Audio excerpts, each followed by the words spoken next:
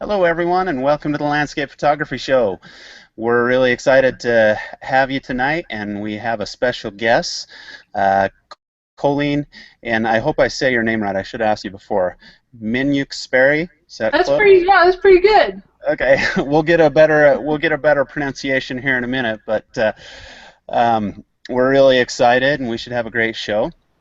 My name's Kevin Rowe. I'm from South Jordan, Utah, and I'm a moderator on the landscape photography community as well as a curator on the landscape photography theme. And I love to do photography. I love to get my camera gear and go hiking up in the mountains and get lots of pictures. So, Margaret, why don't you introduce yourself?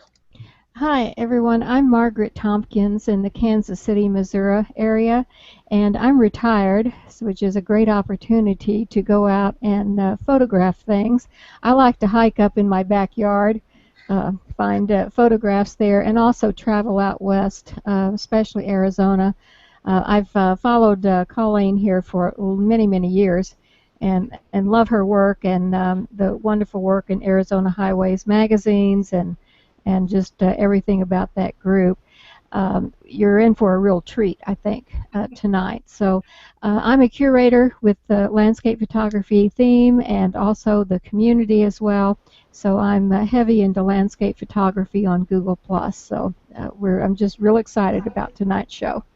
Great. Thank you, Margaret. Jim.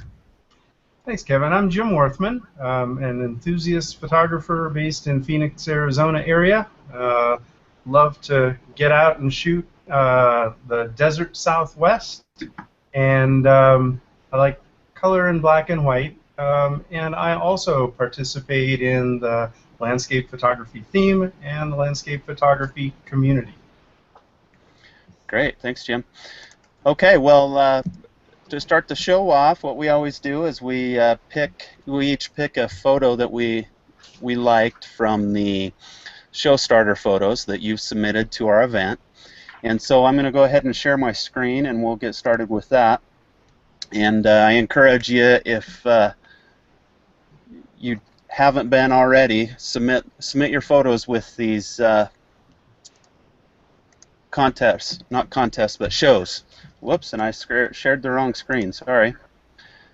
That was pretty good, though. Wild looking. That was pretty cool. Yeah, that was nice looking. Okay, let's try again. Here we go. There we go. So this is my selection, and this is Miguel Almeida. And I just really thought this was a cool shot. It's one of the supermoon shots from this summer. And just a nice reflection coming off the ocean and a cool foreground with the rocks there. So great job. I love that light coming out from under the rocks. That's really cool. Yeah, very cool. Okay, and Margaret, this was your choice. Yes, this is Kyle Jones. He's one of our regulars participating in the community and also the theme. And I just love the way the light is on top of this water. I love the silky water around the little waterfall edges, but that just really appeals to me, that wonderful golden light that is on top of the water. So nice job, Kyle. Awesome. Water made of pure gold. Yeah. Jim. Yeah, this is Patrick Willemane, and I love the photo. I love the colors, you know, the contrasting warm tones in the foreground and in the mountains, and then the blue, cool sky. I like the balance, and I like that he shot this in Madagascar. Cool. Yeah. This is I really like made of that. gold. Yeah. I think gold is the theme tonight. Well. Okay. Well, no gold here, Colleen. This is your choice. Yeah, this is Greg Mills' Dry Waterfall, and I really enjoyed it for the different perspective. I think we've all had an idea to photograph moving water over a waterfall, but probably not many of us have really thought about photographing a dry waterfall. So I thought this was a really neat subject. I really love the black and white treatment. It gave it a really kind of a starker feel, and I really enjoyed the movement in the clouds juxtaposed against the grain and the texture in the rock. It's a photograph I could really look at and study, really think about, and I like images that make me think. So I appreciated Greg's contribution here. Yeah, I really like the blur in the clouds. You know, you don't have any blurring water, but the blur in the clouds kind of makes up for it. Beautiful shot. Okay, let me share my screen, and let's go over to you, Jim, and if you can introduce Colleen, and we'll be off. Yeah, so tonight we're honored to have Colleen Miniuk-Sperry as our guest. Colleen's a professional photographer based in Phoenix, Arizona, if you can find her at home. She's on the road a lot. She calls herself a corporate America escapee turned full-time freelance outdoor photographer and writer. And she's been a full-time professional photographer since about 2007, and hearing her talk about it, she's never looked back. She specializes in nature and outdoor recreation photography. She's led workshops for a number of organizations, Arizona Highways notably, the Nature Conservancy, many others. She also leads private workshops.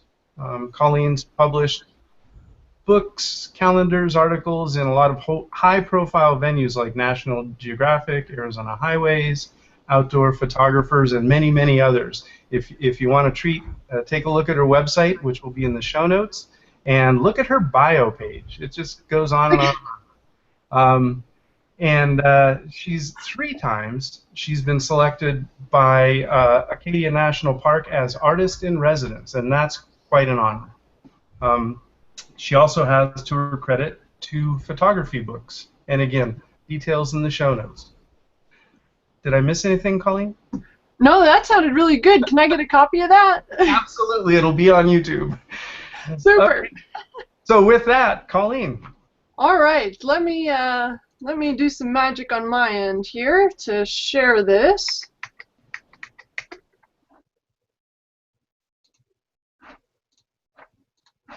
Can you see that? Yes. Okay, I can't see you, so no funny faces. I'm super excited to be here with you tonight or this morning, wherever you might be in the world. I'm going to talk about going beyond the cliche, and really how to take your work beyond some of the iconic and some of the classic scenes, give you some ideas, hopefully some new ones, about creativity and ways to think about and approach your own photography. So I want to start the presentation, though, with a question. I want to know if this is the way that you would like the world, your viewers, to describe your photography. Not me. Crickets, good. I hope you're all saying a resounding no. Nobody wants their photography to be described like this. Well, I hope not, at least.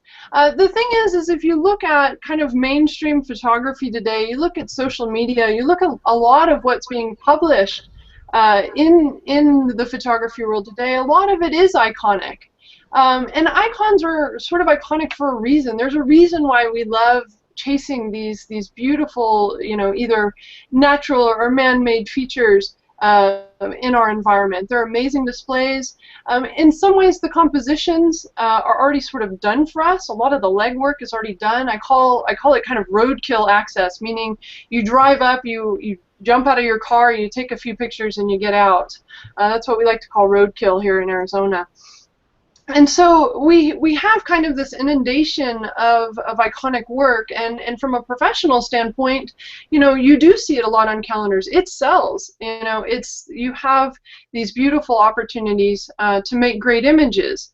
What I want to kind of present, though, in this presentation is there's an opportunity, I think, for photographers to kind of go beyond that and really tap into their own self-expression, to be more creative and to have this innovative, unique expression, if you will, visually. So I'm going to put this definition up, and I'm going to ask again, is this how you'd like people to describe your photography instead of cliche? I like this one much better. Yeah, this feels much better, for sure. The thing is I think some people have, and I'm one of them, have kind of this maybe fear, a little bit of fear of creativity.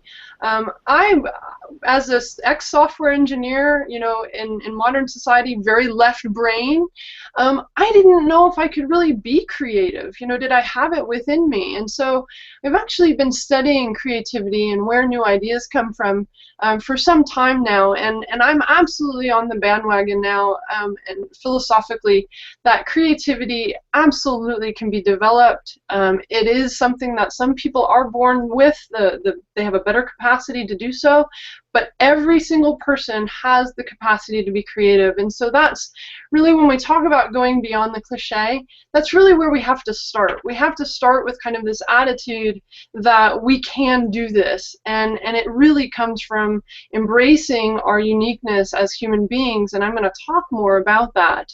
One of the things that I got really excited about in my research is that the experts actually have a creative process.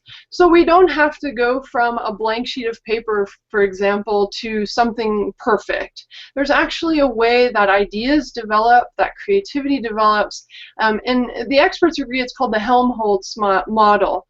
And they break it down into 4 different steps, which is preparation, incubation, illumination, inspiration, and verification. And those are kind of the scientific terms. I have sort of this translation for my photography and for photography in general. When we talk about preparation, we want to get as many ideas as possible so that our brain is prepared to do some visualization. We're going to put these ideas together. We're going to sort of practice this concept of making an image before we ever get out into the field. And then once we do get out into the field, we want to kind of encourage this aha moment, or that moment where you feel like you're in the zone and you're able to create you know, these amazing photographs. And then finally, once we come back from the field, we want to critique, or even in the field, we want to be critiquing our images so that we're constantly getting new ideas to fill our brain with more knowledge and more ideas to play with later on. I'd like to talk about each of these 4 today in the presentation and how we can apply these to our photography. So the first one is preparation, and as Louis Pasteur said, luck certainly favors the prepared. The experts also agree not only on the process, but also where new ideas come from. And it's really tapping into existing elements, existing ideas, things that you have already in your mind, you have the opportunity to play with. I'll show, these are a couple of different quotes from some of the experts. As you can see, it's taking those ideas and blending them together into something new. And this is a really ocean of how our brain works and how it processes information. But if you can bear with me, we take these ideas, and I'm going to talk about knowledge and photographic ideas. I'm going to talk about background and experiences, interests and passions, all of this, everything that we see every single day, whether it's photography or not, gets fed into our brains. And we have an analytical side to our brain, or analytical parts of our brain. Some people like to call that the left brain. That's not necessarily an accurate description of what happens, but we also have this creative brain. So the analytical brain is taking all of that information and sort of filing it away. Think of like a file cabinet. It's putting it away into different organizational parts. And the creative brain kind of looks at that and says, oh wow, look at all of this material that I get to play with. And the creative brain gets to play with these things, these information, these backgrounds, these experiences, all of these ideas, if you will, once the prefrontal cortex, which sits right in the front of your forehead, once your prefrontal cortex goes to sleep.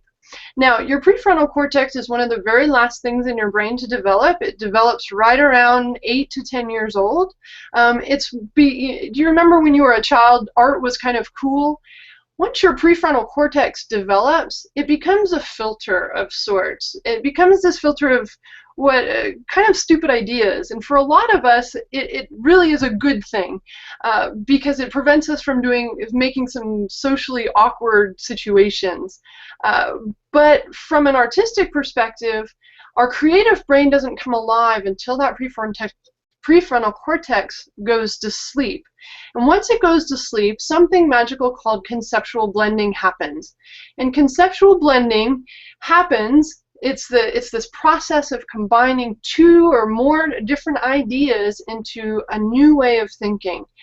And if you have you ever had a dream at night, you woke up and you said, wow, what was that all about? Well, your prefrontal cortex goes to sleep at night. It relaxes when you sleep. And so all of this magical material that your creative side, your creative brain pulls together can create some pretty wild ideas and wild dreams. In fact, just last night I had a dream about doing stand-up paddleboarding in my house, which are two unrelated ideas. And when I wake up and I say, wow, that's kind of silly, my prefrontal cortex actually coming back to life. And what we want to do from an artistic perspective, and I'm going to talk about this more later about encouraging the aha moment, is we actually want to try to train our brain, our prefrontal cortex specifically, to go to sleep while we're awake. We want to relax that, and there's things that we can do to help encourage that, and I'll talk about that more later. But to put this into a photography concept, one of the things that I love from my background is dance and ballet. I loved ballet growing up. I performed ballet as a child. I love watching ballet. I just love the motion, the movement, the energy, the grace, the elegance. I love just about everything about ballet. So when I go out and I photograph, for example, a field of flowers, I'm not necessarily going out saying, I'm going to photograph a flower like a dancer. That's just simply the lens that my eyes and my brain look through when I see a scene. So I saw this wild geranium doing a beautiful passe pose out there in Workman Creek in Arizona. And if you don't know anything about dance or ballet, you probably don't know anything about a passe pose.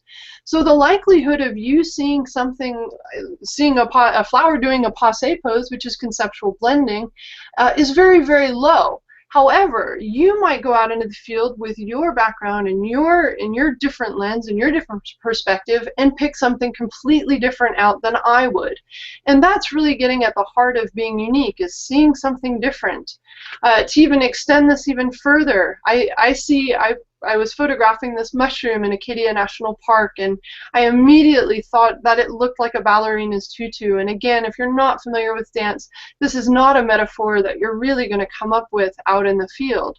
So what we want to do is we have these different ideas, we have backgrounds, and Jack Foster he summed it up pretty well in his book, I think, which is the person, if an idea is nothing, a new combination of elements, then those people who have more elements to play with are more likely to come up with a new idea than a person who knows fewer. So we want to fill that brain with information.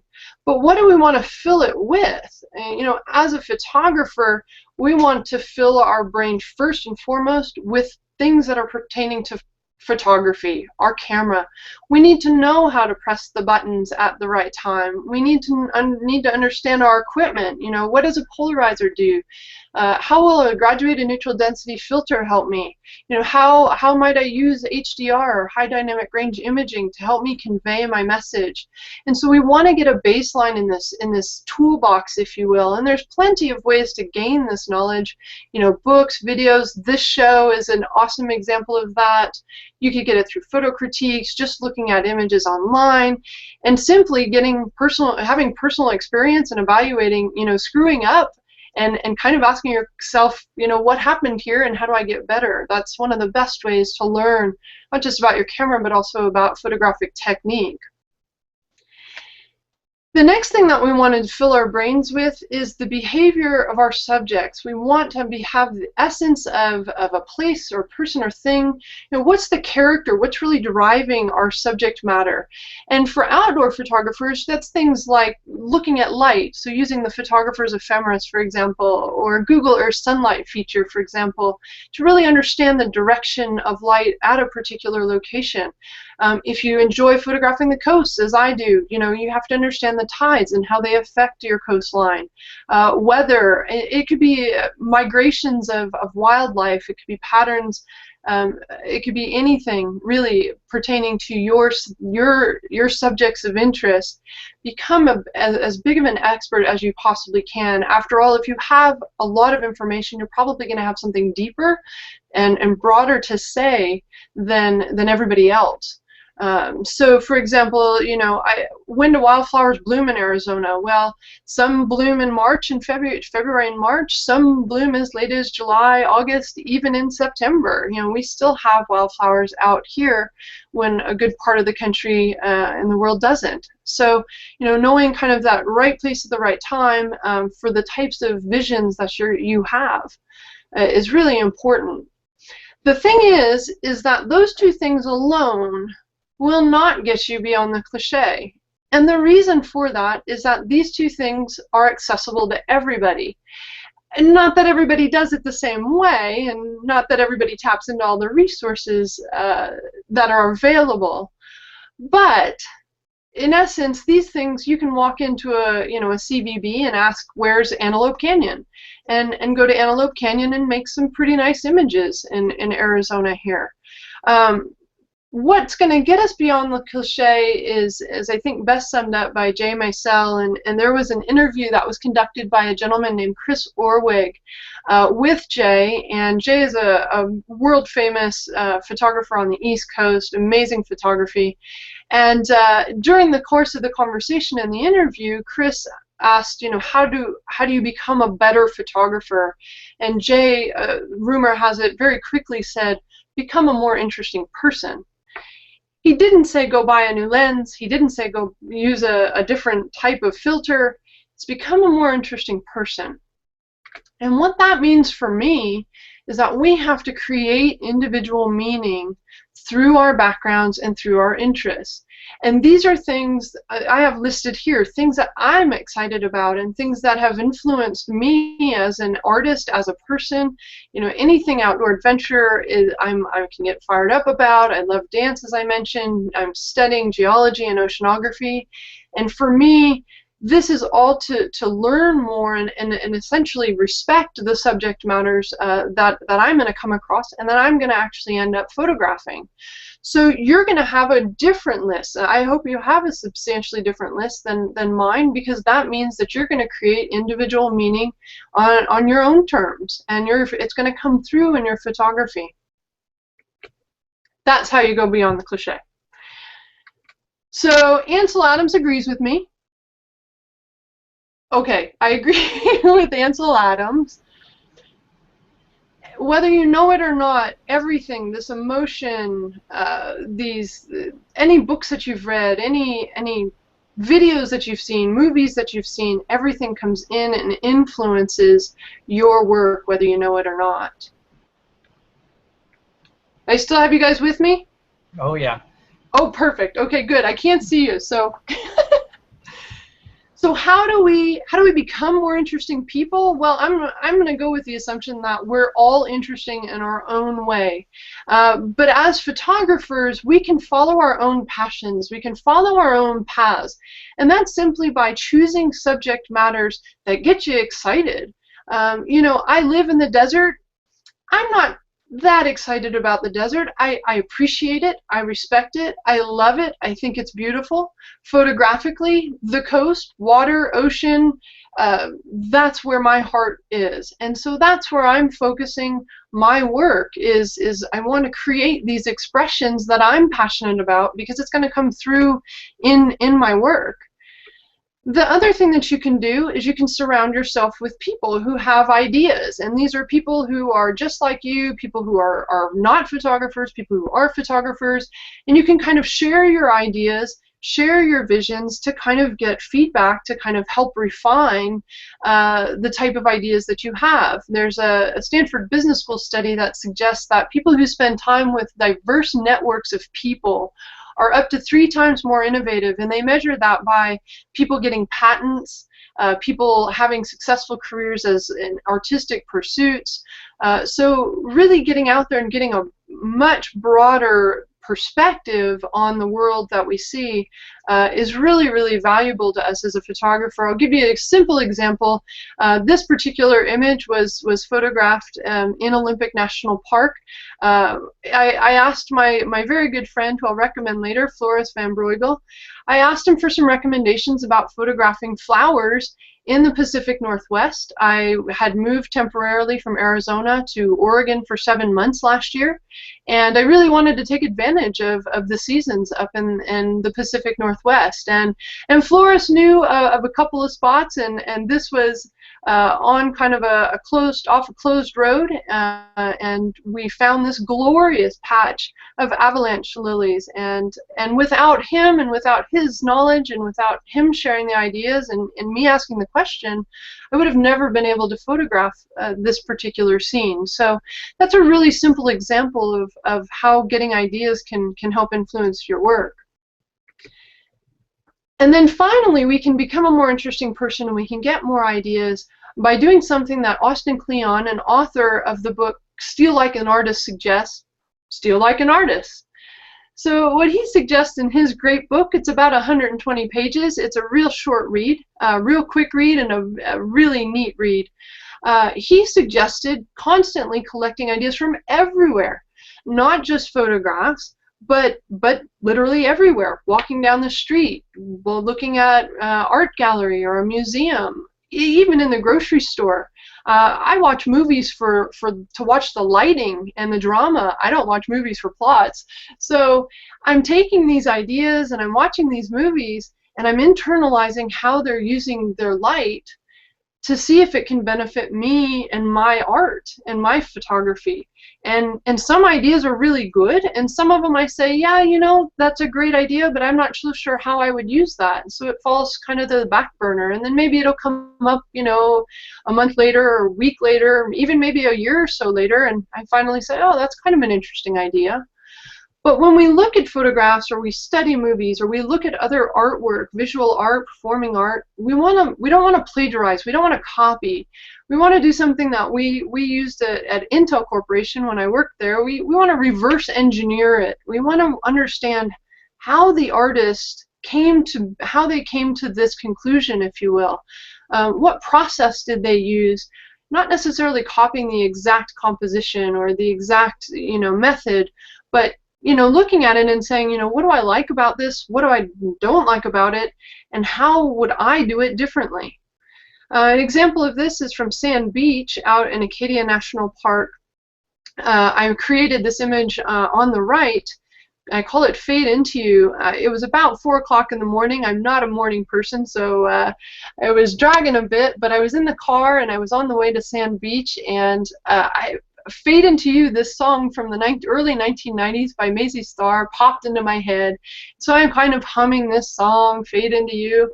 And when I got to Sand Beach, I thought, wow, it would be kind of a neat thing if I could convey the earth, sea, and sky kind of all fading into each other. And so that really drove my composition here at Sand Beach, and you see it in this results here. Give you another example of stealing like an artist. I had the opportunity, as Jim mentioned, to serve as an artist in residence in Acadia National Park 3 times. The first was in November of 2009, and before I went in November of 2009, I really tried to study as much as I possibly could. I looked at other people's images to see what they had already done. One in particular is a gentleman named Jack Daikinga, a world-renowned photographer, an amazing photographer. He had this absolutely stunning image of a lily pad in reflected light. And when I saw that image, I thought, wow, I hope I could get half of that, half of something like that when I had the opportunity to get out to Acadia. And so I studied the image, and I learned where to find the lily pads out in Acadia National Park. It happened to be at a place called the Tarn. They do occur in other ponds, but one of the places that I particularly enjoyed was a place called the Tarn. And when I got there, I set up on the side of the Tarn, the pond, And I started photographing through a longer lens, and I kept looking at my LCD and I kept going, no, that's not it, I don't like that. Let me try this composition. No, don't like that. I don't like that either. That's not working. And kept moving around and kept trying different things. And finally I sort of took a step back in a little bit of frustration, and I said, you know, I need to figure out what's going on here. You know, what is it that isn't working? And I sort of took a deep breath and I said, you know, I don't really like lily pads. I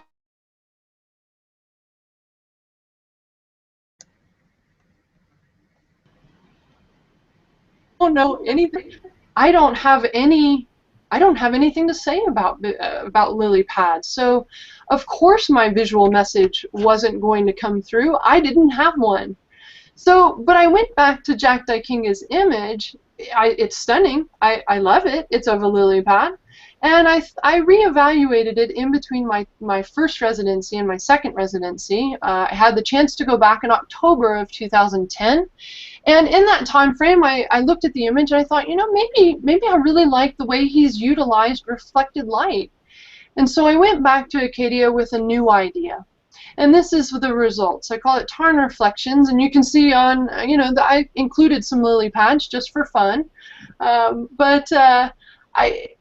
This is what I wanted to say about what I saw at the Tarn, and I tapped into Jack's image. It doesn't look anything like Jack's image. I don't want it to look like Jack's image. I don't want to copy. I simply wanted to steal like an artist, and so this is an example of how you would do that. That's incredibly gorgeous. I love that. Thank you, Margaret.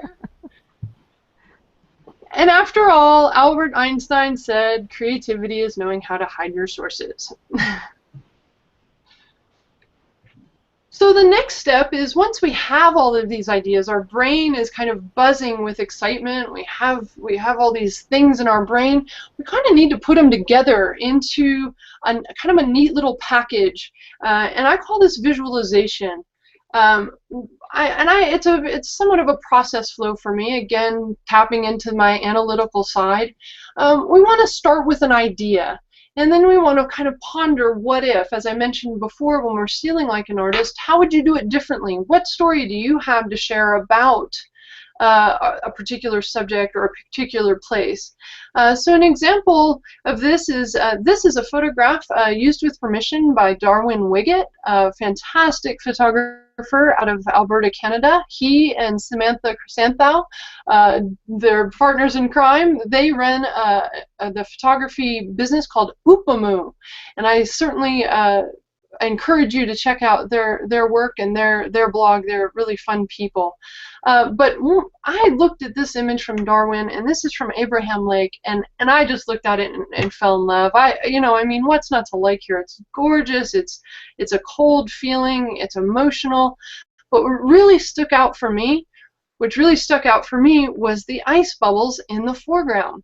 I'm from Arizona. We don't see a lot of ice here in the desert, so I saw that and thought, wow, what's going on there? That's otherworldly. So I looked at that idea and I said, you know, I have the chance to go back to Acadia in winter for my third artisan residency. I was there in January and February of 2013, and I thought, I wonder if Acadia has ice bubbles. They have water. It gets cold there. Why not? So I'm taking this idea, I'm being influenced by Darwin's beautiful photograph here, and I'm taking it into my own realm. So I took this and I really imagined myself at various places within Acadia National Park, and I actually started concocting, if you will, designing my shot of what it might look like. And I'm completely making this up at this point. You know, what if I went to Bubble Pond, for example, to photograph bubbles, ice bubbles? I thought that was clever. I would use my macro lens, for example, and I would really want backlighting, and I would compose it this way to emphasize the bubbles. And you might recognize this. Ansel Adams called this dry shooting. He had this idea that you would pretend like you're photographing without touching the camera. And this really gives you kind of muscle memory, so that it gives you practice so that when you do get on location, it kind of flows out of you, if you will. You're prepared for perhaps the jaguar running across the scene. You don't have to think about what you might do. You've already fed your brain that information. So, like I said, I visualized myself standing at different places within Acadia National Park. This one's just outside the park. It's called Little Long Pond, and I had been there in the fall. Beautiful time, any time of year. But I really pictured this. I studied this and really tried to think about it being winter. What would the trees look like? What would the lake look like?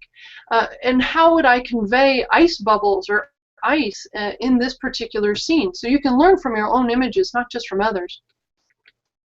The final thing that I like to do is sometimes I get a lot of ideas. I don't do this for every trip, but when I have a lot of ideas kind of flowing and I'm visualizing a lot, I like to create something called a shot list. And I'm going to show you an example of this. It's really just kind of a description of what I would like the end result to look like. And I try to get as much detail as possible.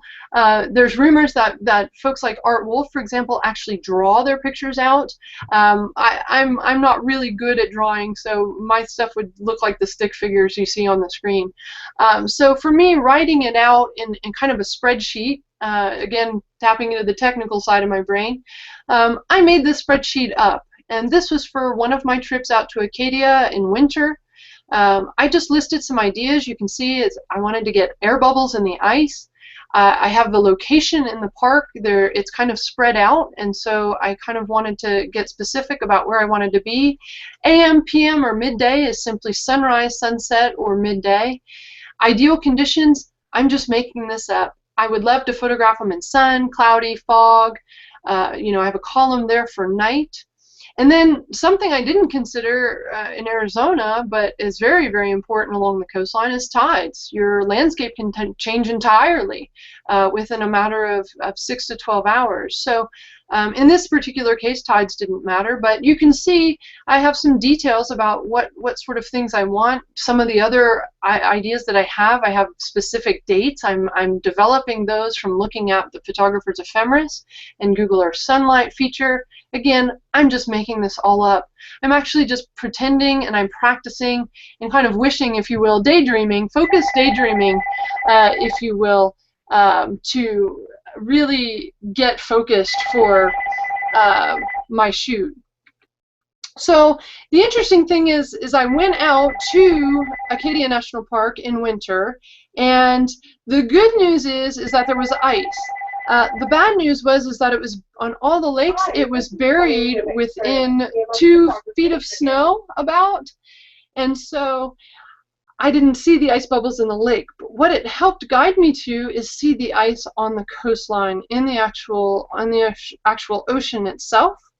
And so I spent a great deal of time in places like West Pond Cove, which really didn't have much of anything of interest that I could see in previous trips until this whole like mecca of ice kind of was revealed during winter. So I learned not only about the ice in the ocean and in the lakes, but also that there's different types of ice. There's frazzle, there's pancake, there's grease ice, and kind of the evolution as temperatures warm and they cool.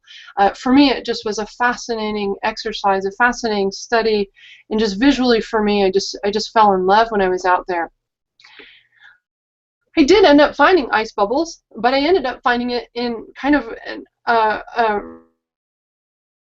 I ended up doing about a 7.5 mile, about an 8 mile, 7 to 8 mile snowshoe up to the top of Cadillac Mountain, which is closed. The road's closed to the top in the winter, and I found ice bubbles in the parking lot. So the dark areas in this particular image of Frozen Universe, that's actually asphalt. So there's multiple layers that have warmed and freeze once the temperatures get a little cooler. So anyway, you always keep your eyes open. You never know where you're going to find things. But that's really the evolution of visualization, how you can start with an idea and then go on site. You can dry shoot, go on site, and really get some new ideas for your new vision on site.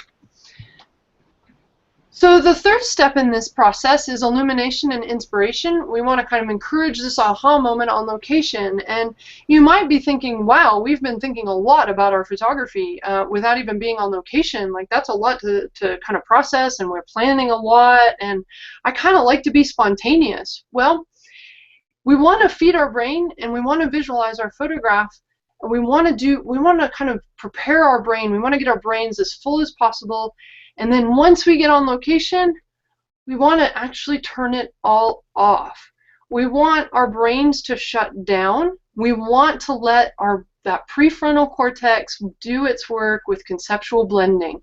So first and foremost, when you get on location, I want you to throw your shot list aside. I want you to put your camera away, and I simply want you to absorb and enjoy the scenery and what you're seeing in front of your eyes before making an image.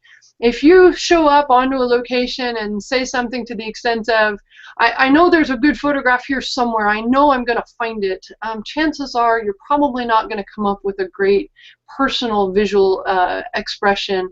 You're probably going to come away with a documentary photograph, and that's great. But if you want to push it a little bit more, we need to actually relax. I'm starting to study meditation. I'm starting to study mindfulness.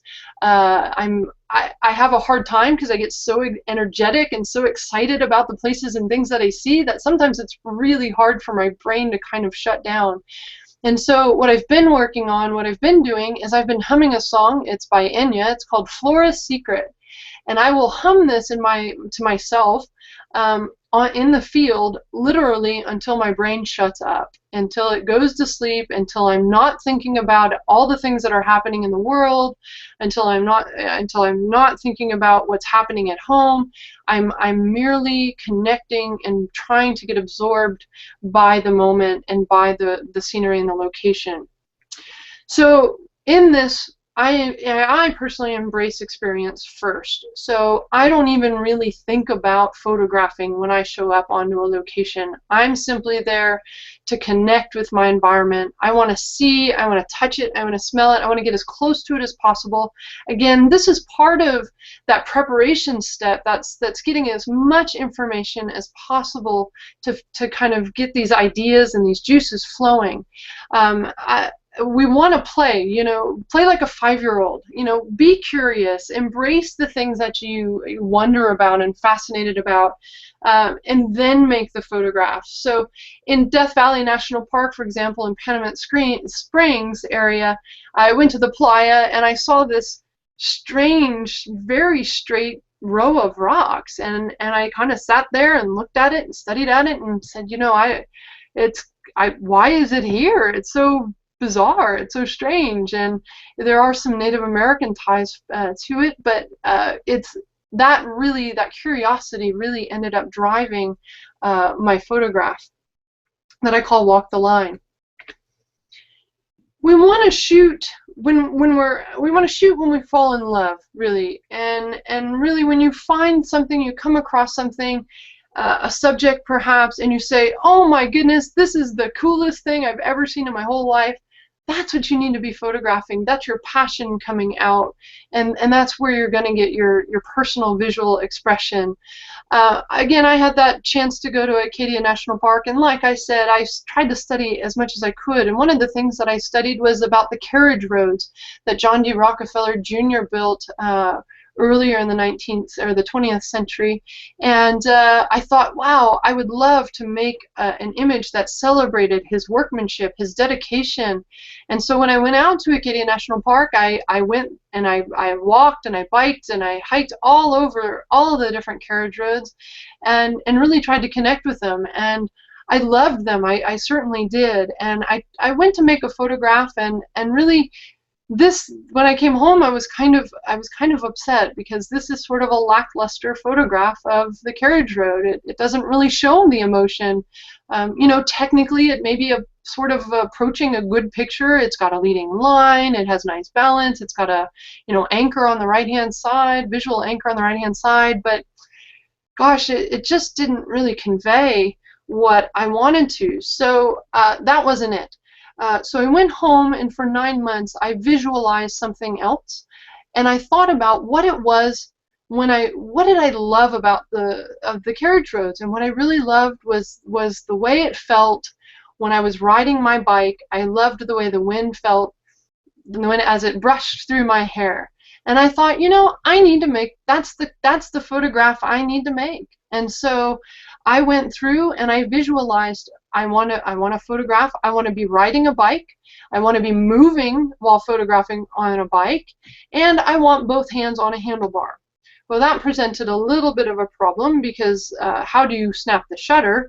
You know, there's maybe some wireless remotes or timers that you could use, an intervalometer, for example, but I really wanted a perspective I wanted to give the perspective of someone riding a bike. And so I talked it over with a number of different people. Again, share your ideas freely and get some input.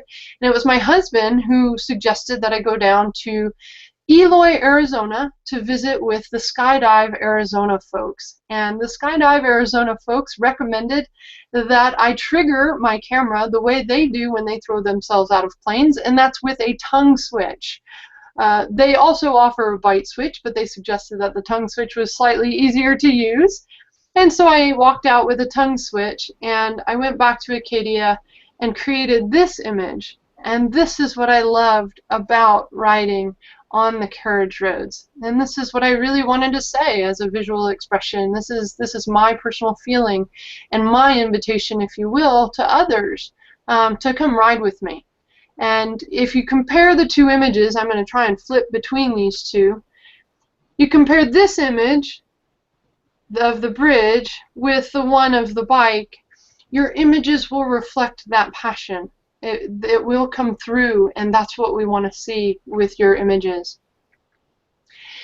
One other thing that you can do out in the field is you can sort of encourage conceptual blending, if you will, as Minor White suggested, you know, looking at things slightly differently. So we've labeled things as trees, or we've labeled things as, you know, ocean or coast or cactus or mountains, but we should consider what else are they, and that's really tapping into metaphors, similes, analogies, if you will, and really taking two different ideas and putting them together, even if they sound silly, and really exploring those ideas to create something new with our work.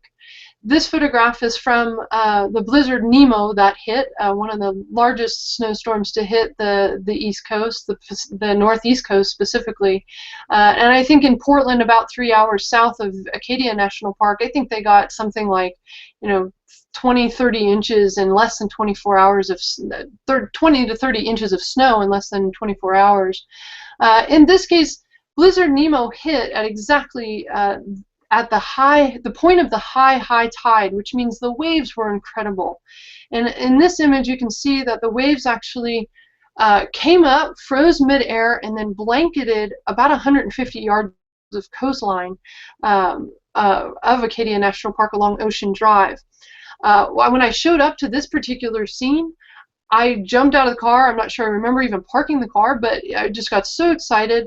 And when I got out of the car, I didn't see ice, I didn't see snow.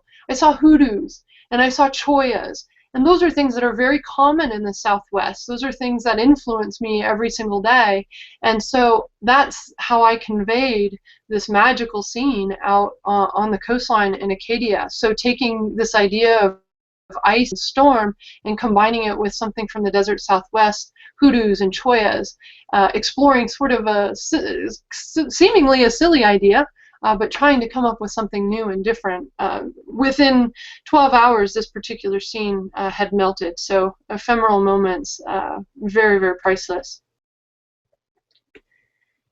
And as we're out in the field, as I talked about with the lily pads, I think it's really important for photographers, no matter what field you're exploring, is to really redefine failure. So you might get out in the field and you might say, yeah, this isn't working, or no, that doesn't look right, or no, that's not my vision. And I want you to keep working through that. I'd really encourage you to work through that. These are about 150 shots of an exploration that I started about 2 years ago around bubbles. I had gotten the idea a number of years ago simply by looking at the ocean and the way that the waves and the foam kind of interacted. And I thought, you know, it'd be really interesting to make an image about bubbles and along the ocean. And so I've tried, and they're small for a reason. They're screws, they're complete screw ups. I don't want anybody to really see these. So, but I want you to see these, to know that it doesn't happen on the first try. Sometimes it doesn't happen on the second try either. In this case, this is about 150, 200 images to get to the final result, which you'll see here in a minute. For that ride with me, the bike shot, it was 600 images, and I got 4 out of that 600 that I like. So failure isn't really an option. It's an opportunity to learn and progress your vision as you snap each frame. And so in hindsight, and I didn't know this going into it, but in hindsight I got really, really close with the 2 images on the left. One in August of about 2 years ago, about a year and a half ago, and then one in October of last year. It didn't happen, all the elements didn't come together until I was standing over a tide pool, and you can see just how small this area was. I was using a macro lens with 2 extension tubes, 12mm extension tubes stacked. And you can see I've circled the little collection of bubbles.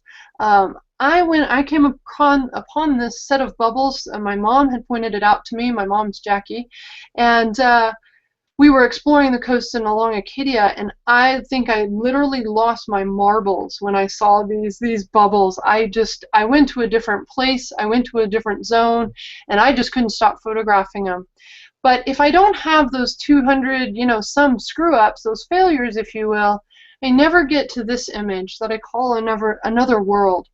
I never can get to that moment. And so all of those failures can add up. They can really help us develop a vision. It might take some time, and that's okay. It's worth pursuing. As Thomas Edison says, I've not failed, I've just found 10,000 ways that won't work. So you got to keep at it. And once you do, don't stop. Like DeWitt Jones says, there's more than one right answer. This particular photograph of the bubbles in the tide pool and the seaweed intermixed was probably about 4 to 5 frames later than the previous one. Which one's better? I don't know. I like them both, and that's okay. And you may have instances where you're gonna have your vision come together in a number of different ways out in the field, and when you get there, get excited and celebrate that moment. It's really an exciting time.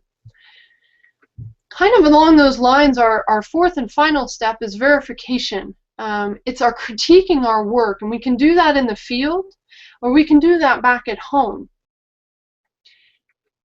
And when we look at our images, we want to obviously say, what do we like about it and what don't you like about it? More importantly, maybe how would you approach it differently if you were given a similar scene in a same location or a different location? How would you rephrase your visual message? How would you say it differently? And again, just tapping into that wonderful process of what if. What if you used a different lens? What if you climbed up higher onto the cliff? What if you got lower? What if you used a different filter? How might that materialize in a new vision? And it can really influence your work. For example, I photographed moved by the sea out at Cape Blanco in Oregon on the left-hand side of your screen. It was a bullwhip kelp. I thought it was kind of odd for me to kind of put it in the middle and draw you down the center of the frame, but I loved the way the clouds came together, and I loved the way the bullwhip kelp pulled you into the frame. And I used that idea when I came home and I critiqued that. I used that idea for a place called Red Lake in northern Arizona when I went out there to chase some winter storms.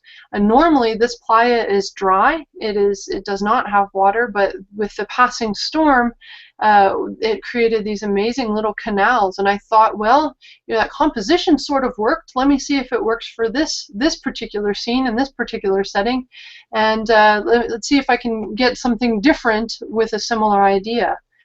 And so you can really tap into your images as well, not just other people's and not just other ideas, but your images as well, to help feed you, feed this entire creative process, to give you more ideas and to be still kind of developing as this more interesting person. So this sort of ties us all back together with, it's kind of a closed loop process. This creative process, if you will, is of having all this information and this knowledge and your backgrounds and your interests, feeding it into your brain intentionally, and then relaxing to facilitate that conceptual blending, encouraging the moment to happen on location by relaxing, by connecting, getting more engaged with your subject matter, really understanding your subject matter, and then shooting, of course, when you fall in love, and then critiquing your work to give you new ideas. So that's really the summary of the creative process and how some ideas on how you would go beyond the cliche with your photography. You can see here, I'll sum it up here. Again, preparation, incubation, illumination, inspiration, and verification. All of these are a critical part of the creative process, of our photographic process, to get beyond the cliche and to sort of start tapping into our own individuality and our own creativity to create unique photographs. I'm going to leave you with this quote here before we get into questions, and I think it really drives home the point of why it's important to be creative. You know, you may not be a Picasso or a Mozart, but you don't have to be. Just create to create. Create to remind yourself you're still alive. Make stuff to inspire others to make something too. Create to learn a little bit more about yourself. And that's thanks to Frederick Terrell. So with that, if you're still online, if everybody's still awake, I'd love to take some questions. That was awesome, Colleen. Yeah, actually we have a few, and the first one, I think you answered it in a way already, but just to revisit it, because I think it's important. Paul Christofferson asked, how often do you go out and shoot a concept and come home having captured that idea, versus you go out to shoot X and life happens and you come back with images of Y, often much more rewarding? It's a great question, Paul. I'd say I do a little of both, or a lot of both. You know, sometimes it happens, you go out and you have this great concept, you have this great idea, and it sort of all falls into place. Sometimes it doesn't, and like you saw with the tide pools and the bubbles, you know, that was an evolution of almost 2 years, if you will. An image more like Ride With Me, I took a little bit more time to study and to really process and pull together, so that concept I was fairly clear on, and went out and executed. And of course that took, you know, a course of 3 days and 600 images, so, you know, it did take some effort, but I think you can accomplish it in both. I don't think you need to pigeonhole yourself into thinking that it's going to happen one way or the other. I think both can happen. Yeah, very good.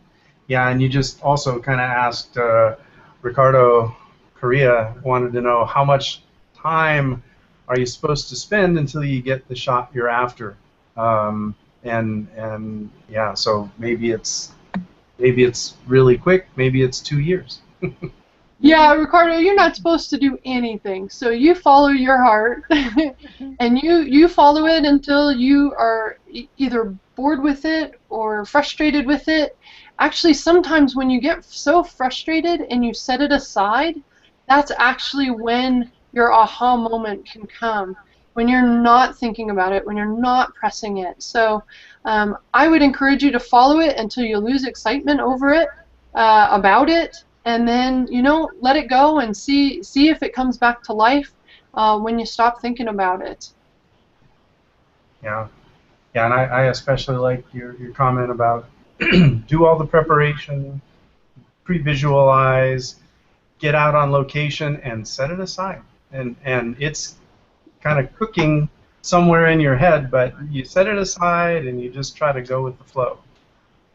That's right. Go with the flow. That's it. Yep. One other question from Mark B.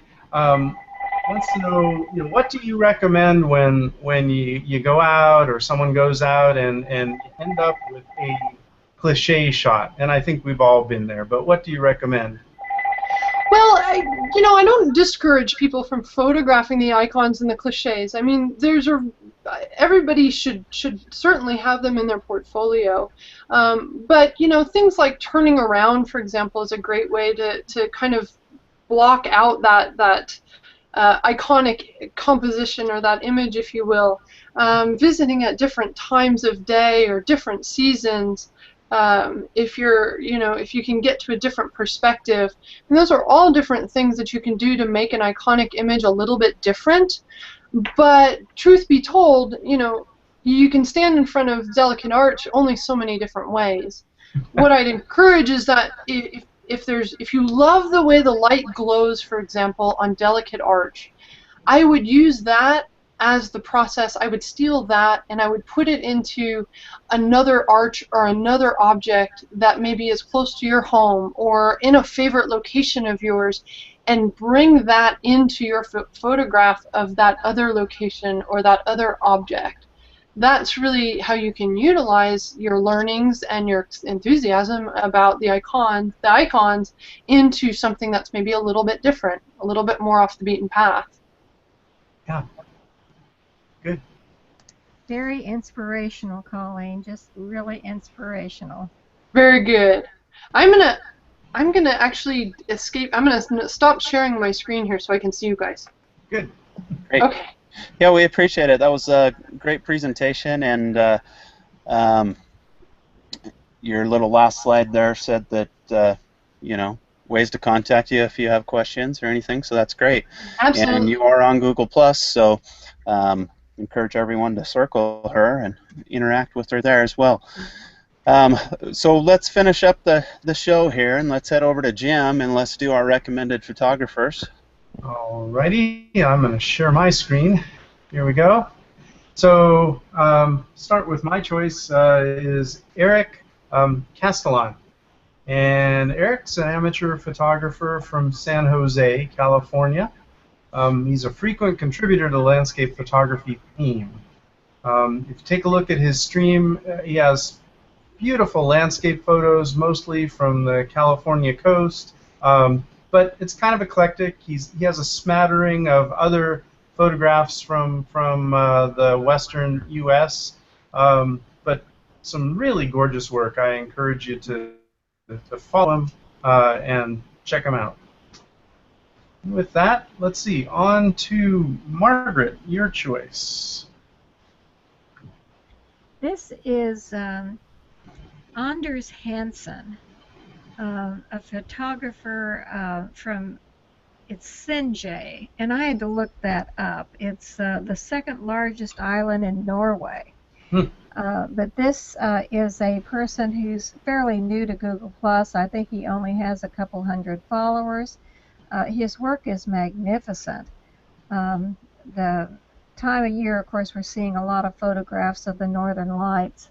And this is just such a wonderful example with those reflections. Just incredible, and still I see the night sky through that. So it has everything. It's just a beautiful photograph. And I think you have another one there. Yes. The colors just so lovely and delicate, and there's a hint of mist coming through there. This looks like a painting to me. Just an incredibly great photograph. So we have a wonderful new photographer on Google+, and he's sharing to the landscape photography theme. So I'm sure that you will hear from him more. So go circle him. Get in on the ground floor with him. Love the layers in that. Yeah, it's just incredibly good. Colleen, your first choice here. Yeah, I have two because both of them provide me a great deal of inspiration.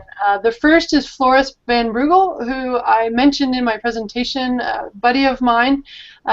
He's perhaps one of the most, in my opinion, of course, one of the most creative landscape outdoor photographers out there right now. You talk about knowing your subject and knowing the behavior of your subject matter. Floris does that, just that. This particular image is one that he created out east. He is from the Pacific Northwest. Well, he's from California, but living in the Pacific Northwest right now. But this is an image of fireflies, and he studied the behavior of fireflies and went out and created a really magical image in my perspective. So I definitely connect with Floris and check out his work. He's wonderfully creative. Nice. Okay, and your second choice? Second one is Guy Tal. Again, another buddy of mine. I just gained so much inspiration from him as well. Both him and Floris, I always kind of wonder what they're going to come up with next. And Guy has a way not only with photographs, but also with words. And so I love this image. It's a serene moment in a place that he loves. And it's a fleeting moment. The light, I love the way the light crisscrosses and the colors and the tonality. But definitely, not only check out Guy's website in terms of photography, but connect with his blog. He's one of the most articulate, philosophical, inspirational photographers out there, I think, in my opinion. So those are my two choices. Very nice. Okay, thanks, Colleen. And Kevin. Yeah, so this is Glenn Anderson, and Glenn is from Australia, so you're usually going to see some awesome seascapes from our Australian friends that really are great about sharing with the Landscape Photography Show. But Glenn is just a really great photographer, gets some great angles. You got another one there, and I see he tags sunrise, so I have to give props to anyone that can get up that early. But I really like that. He gets a few interesting compositions in there, like this one. I haven't quite seen one like that with the green rocks there. So just follow Glenn, and you'll be happy you did. Nice. Thanks, Kevin. Hey. All right. Well, quickly before we go, Margaret, why don't you tell us about the current contest going on in the landscape photography community? Yes, we have a contest. It just started on Monday, which was just yesterday, and runs for a week. It's on waterfalls. So go get your very best waterfall photograph and go share it in the landscape photography community. We already have a couple of hundred photographs there submitted, and join in remarking on all the awesome work that's being shown there. And we just finished one from 2 weeks ago that started on mist and fog, and I've never seen such a wonderful group of images, and some very creative ones. Colleen would really like some of those, I think. So check out those from the last contest, and we're still sharing some of the winners to the inspiration category there in the landscape photography community. So go check it out. And this week we're doing waterfalls, so we want to see water. Great, thanks, Margaret. So Colleen, just once again, just great job, and thanks for joining us, and we hope to see you again. Thank you for having me. I really appreciate it. I'm honored, and yeah. We're honored to have you here. Thanks very much, and just a reminder to everyone, check out the show notes, and you'll see a lot of links so you can go see more of Colleen's work. Great. And we will see you in 2 weeks. We'll be back with Dan Hughes. He got sick, so we had to postpone his show, but we should have him back in 2 weeks, and we will see you then. Good night, everyone. Bye. Bye. Good night, everyone.